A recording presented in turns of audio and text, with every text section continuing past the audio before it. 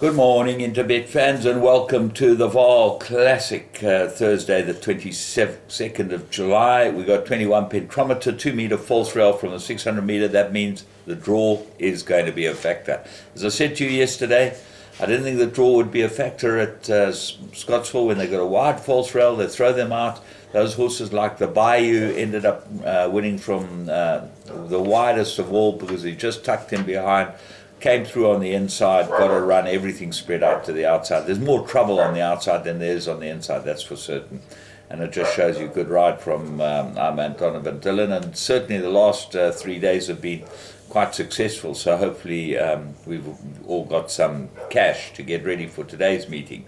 And 8-race program, first race off 10 past 1. So late start, 1600 meter maiden juvenile plate. And well, you got to go with Mike the Cox runner here, Safe Passage. Looks like the right horse. Been rested and gelded, but that's probably what it needed. And if that's what he did need, he's the right horse. King Arthur, disappointing last time, but we've ended up finding the winner. So it wasn't a bad day. Groom to win, 2 very good runs, drawn 13. That's really against it. Terry's runner, Sean Terry's runner.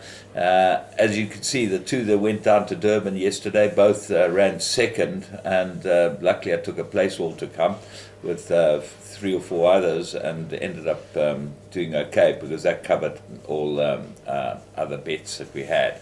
So what else is there in this race? Blizzard Air gets blinkers. Lashawi's not a bad first run, and there was a bit of support for it, so have a very close look at Lashawi's from the Head Adamson stable, number 8. And then High Fly By, I think, is the result horse. Drawn 14, that's not in its favour. But Ryan Munger, he gets a leg up. It's been ridden by decent riders all along. If High Fly By improves, he'd be a runner here. Race 2. Maiden Juvenile Plate fillies, they go 1600 metres, and I'm going for Maboneng. I think she's the right horse in this race. Calvin Abib gets the ride on it. Interesting that Ryan Munger rode her last time and then was meant to ride Cover Me in Sunshine, but that's scratched now, so don't know. Bassline might improve, coughed last time. And then 24K, the first timer, there was early support for it, it's now drifted. And Wisteria Avenue is your 9-4 favourite with Maboneng. Not much between them in the betting, but I'm going for Maboneng quite strongly. Race 3, Progress, 1500 metres. Well, when you get progresses this time of the year, what are you going to get? Small fields. Two horses, Nachi and La Luvia.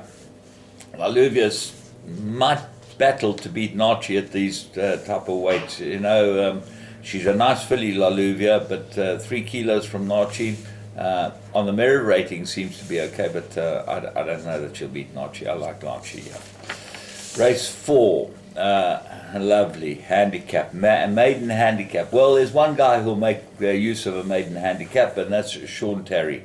And if you had a look at his runners, he's got 2 in the race. Signals, got to give, with a claim, 7 kilos to Mount Athos. Well, even Sean, I think, would believe that Mount Athos would be able to beat Signals at these type of weights. She ended up running 5th last time, 0.7 behind Hey Benny, Mount Athos. She's 6-1, and ended up, that was a maiden handicap as well. That wasn't a bad run at all. So she stayed off the same merit rating, and she's got to be a very, very big runner in a race like this. But the favourite's Arizona Lady. She's got to be well handicapped here as well, with 55 on her back, and she looks like the horse to beat. One block's got to give weight to all of them. That might be a problem, but got a good draw.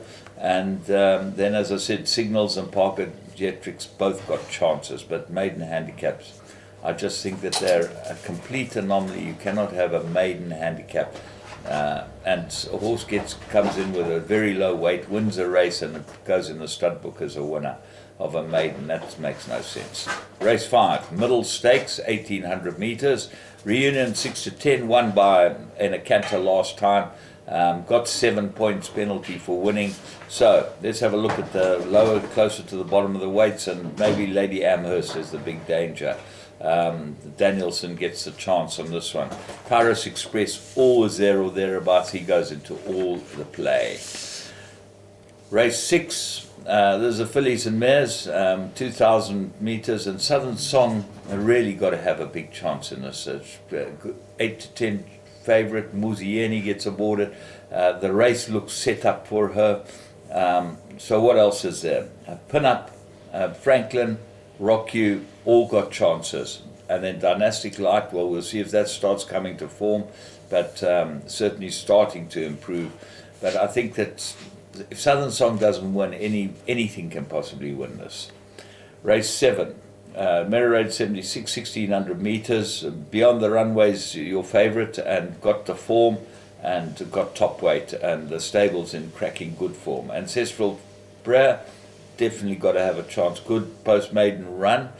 But there are others that come into this. Future Lady, number 6 on the card, Calvin Habib for Candace Dawson. Very much improved last run and look for improvement again. Dark Travel improved as well, and then didn't run too good a race last time, but I think that there were problems with her. Ready, Set, Go now gets Hewitson, draw 12, that's on his favour. It's had 2 ordinary riders last 2 starts and hasn't run badly. Tartan Dancer drawn 1, Kind Judy drawn 11, but down near the bottom of the weights. Tough race. Race 8, Merry rated 88, 1,600 meters. Nordic Rebel, the most consistent horse around. He'd get the prize for being the most honest horse in racing. Dark Tide looks like an improver. Dennis Schwarz gets the ride this time. Oyster King's got exceptional form, but drawn 11. Danielson's got a problem from there. The find of the race is Tight 5. Good form, looks like it's ready. I think this is the right race for it, and I think that Tight 5 certainly a good each-way chance in this race. Tilly Angus got some form. It looks like he's going over a better trip now, and Funky Music, good form over the course as well. So all in all, some very difficult races, some races that you're going to have to load up, and others that you're going to be able to go light. Hope this has given you what you need to know. From me, James Goodman, until the weekend. And the whole Interbet crew, remember you can go and play the live games on Interbet. They've got the best live games platform on any site. They've got hundreds of these live games, and you can just go on there and find whatever you like to play. You got a late start this morning. Have good fun.